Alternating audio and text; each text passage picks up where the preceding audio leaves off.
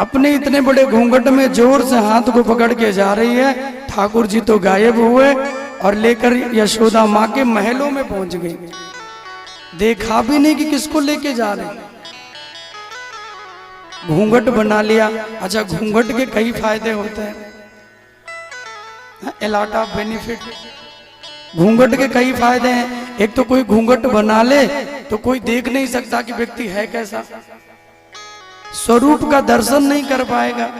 और जो सबसे बड़ा फायदा है, कोई कथा में घूंघट बना के आए और आराम से बैठ के 3 घंटे सो जाए, किसी को पता नहीं चलेगा। चलेगा क्या पता किसी को? भाई बड़ा सा घूंघट है और एकदम ध्यान मग्न हो गए, आंखें बंद हैं और आहा हा बड़ी सुंदर कथा हो रही है महाराज। किसी ने बगल वाली ने अगर कह दिया सो रही हो क्या, अरे तुम पागल हो क्या, सो कहाँ रहे? बोले फिर, बोले हमारा ध्यान ठाकुर जी से लग गया है, मेरा डायरेक्ट कनेक्शन बन गया प्रभु जी से, इसलिए नेत्र बंद है मेरे। सोने वाला व्यक्ति राहुल भैया कभी ये नहीं कहता कि मैं सो रहा हूं।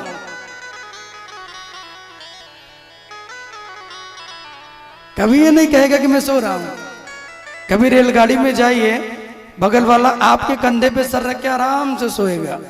आप ये भी नहीं कह सकते कि सो रहे हो क्या। अरे कहाँ सो रहे हैं भाई। सोता हुआ कोई व्यक्ति हाँ नहीं करता। ग्वालिन भी घूंघट बना के पहुंची। अरे ओ यशोदा मैया, देखो तेरे लाला को पकड़ के लाई हूं। मैया को लगा कहा है कि कौन आ गया इतनी सुबह सुबह। इतनो भीड़ मची है द्वार पे। और मैया जब बाहर निकल के आई, देखा सारी गोपियां खड़ी हैं और एक गोपी घूंघट बना के अपने बड़े बड़े मूंछों वाले पति के हाथ को पकड़ के खड़ी है और कह रही, ये देखो तुम्हारे कन्हैया को पकड़ के लाई, ये देखो तुम्हारे कन्हैया को पकड़ के लाई। अब यशोदा जी विचार कर रही कि मेरा कन्हैया तो अंदर कमरे में सो रहा है, मेरे कन्हैया तो अंदर सो रहे हैं, ये ग्वालिन अपने पति को पकड़ के लाई और कह रही है तेरो लाला है। मैया को गुस्सा आया और कहा कि अरे बावरी हो गई क्या, या मेरो कन्हैया ना है, या तेरो सौहर है, तेरो खसम है, या तेरो पति है। अब जब ग्वालिन ने घूंघट अपना उठाया और अपने ही पति को देखा तो हाथ छोड़ दिया। बोले स्वामी जी तुम कब आए? बोले कब से तो कह रहा हूं मुझे छोड़ दो छोड़ दो, तुम ही कह रही हो चलो मैया से मार खिलाऊंगी, चलो मैया से पिटवाऊंगी।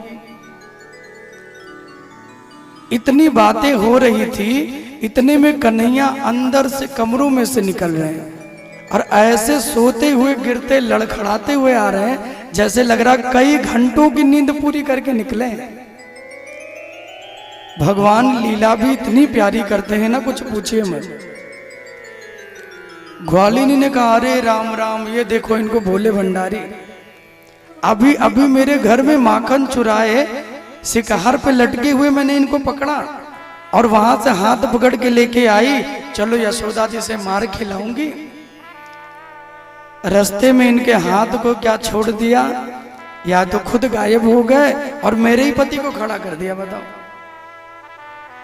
और कन्हैया दोनों हाथ से अपनी आंखों को मीचते हुए पूरे काजल को गालों पे फैला लिया और कहा कि मैया बड़ी देर से निद्रा ले रहा था, अब बड़ी भूख लगी है, थोड़ा दूध पिलाइए, थोड़ा माखन खिलाइए। यशोदा जी कह रही है देखो मेरा कन्हैया कितनी देर से सो रहा था और तुम कह रही थी कि पकड़ के लाई हूं।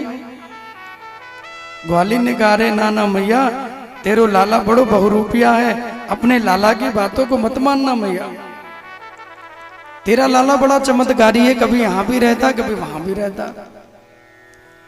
कन्हैया ने इशारे में कहा गोपी आज तो मुझे पकड़ने का प्रयास तुमने किया, लेकिन हमेशा याद रखना भगवान कहते हैं मुझे पकड़ने का साहस केवल मेरे प्रेमी भक्तों को है, मैंने उनको ही अधिकार दिया है। कोई भक्त हो तो अपने प्रेम में मुझे बांध सकता है।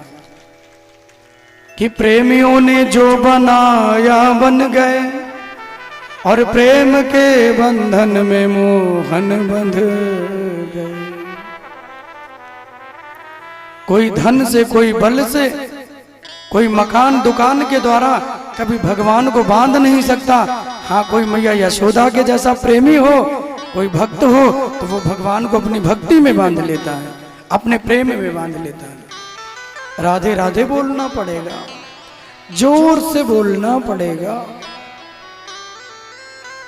कोई भक्त हो तो अपनी भक्ति में भगवान को बांध लेता है। आप भी अपनी भक्ति को इतना श्रेष्ठ कीजिए, अपनी भक्ति को इतना बढ़ाइए कि अपनी भक्ति में भगवान को बांध लीजिए। फिर आप भगवान को न याद करें, इतनी भक्ति हो जाए कि कन्हैया स्वयं आपको याद करें। एक बार नारद जी महाराज भगवान से मिलने के लिए पहुंचे, ध्यान से सुनिएगा। और जब भगवान से मिलने के लिए पहुंचे, श्री राम जी से मिलने के लिए, तो जब वो राम जी से मिलने के लिए पहुंचे तो श्री हनुमान जी पहरे पे द्वार पे खड़े थे। हनुमान जी ने कहा कि नारद जी कैसे आए हो? नारद ने कहा कि मैं प्रभु का दर्शन करने के लिए आया, भगवान राम का दर्शन कर लूं, प्रभु का अवध बिहारी जी का दर्शन कर लूं। हनुमान जी महाराज ने कहा कि प्रभु अभी व्यस्त हैं। नारद जी ने कहा क्या कर रहे हैं? तो अंदर देखा तो भगवान अपने कमरू में बैठ के एक डायरी में कुछ नोट कर रहे थे। और जब उस डायरी को लिखते हुए भगवान को देखा तो नारद जी ने पूछा कि हनुमान जी, इस डायरी में भगवान क्या लिख रहे हैं, क्या नोट कर रहे हैं? तो हनुमान जी ने कहा कि इस डायरी में भगवान उन भक्तों का नाम लिख रहे हैं जो भक्त भगवान को बहुत याद करते हैं। भगवान के प्रेमी भक्तों का नाम उस डायरी में है। अब नारद जी की इच्छा बढ़ गई, क्योंकि नारद भगवान को अपना सबसे बड़ा भक्त मानते हैं। नारद जी को लगा कि एक नंबर पे मेरा ही नाम लिखा होगा, क्योंकि मैं ही हमेशा अपनी बीड़ा में 24 घंटे भगवान के नाम को गाता रहता हूं, तो एक नंबर पे मेरा ही नाम लिखा होगा। नारद जी अंदर गए और कौतूहल बस राम जी से पूछा कि प्रभु ये डायरी कैसी है? राम जी ने कहा ये उन भक्तों की डायरी है जो मुझे बहुत याद करते हैं, जो दिन रात मेरी याद में खोए रहते हैं, जिनको और कोई नहीं शरीर के द्वारा, दुनिया और मन के द्वारा मुझे रिझाते हैं। नारद जी ने कहा क्या ये मैं डायरी देख सकता हूं? बोले हाँ देख लो। नारद जी को डायरी दी तो पूरी डायरी नारद जी ने पढ़ ली, लेकिन नारद का डायरी में कहीं कोई नाम नहीं है। नारद जी को बड़ी गुस्सा लगी, बताओ भगवान ने अपनी डायरी में मेरा नाम ही नहीं लिखा, जबकि भक्ति में सबसे ज्यादा अपनी वीणा पे नारायण नारायण करके मैं गाता रहता हूं हमेशा। बताओ मेरी इतनी भक्ति का क्या मतलब हुआ? और नारद जी ने उस डायरी को वहीं रख दिया और बिना कुछ बोले वहां से लौट पड़े। और जब बिना कुछ बोले लौटे तो हनुमान जी ने कहा कि क्या हो गया, आप गए तो इतना प्रेम से थे, लेकिन इतने गुस्से में क्यों लौट रहे हो? नारद जी ने कहा रे क्या बताएं प्रभु, मुझे तो लगा था कि भक्त में मेरा नाम होगा, लेकिन पूरी डायरी में कहीं भी मेरा नाम नहीं है। तो हनुमान जी ने कहा कि भगवान एक और डायरी रखते हैं। एक और डायरी? बोले वो कहाँ रखते हैं? बोले वो अपने सर के तकिया के नीचे रखते हैं। नारद जी दौड़े, चलो उस डायरी को देखें। भगवान से कहा कि प्रभु क्या कोई और डायरी है? बोले हाँ एक और है। बोले क्या मैं देख सकता हूं? बोले देख लो। और जब नारद ने उस डायरी को उठाया तो उस डायरी में सबसे एक नंबर पे देवर्षि नारद का नाम लिखा था। अब जरा समझिए,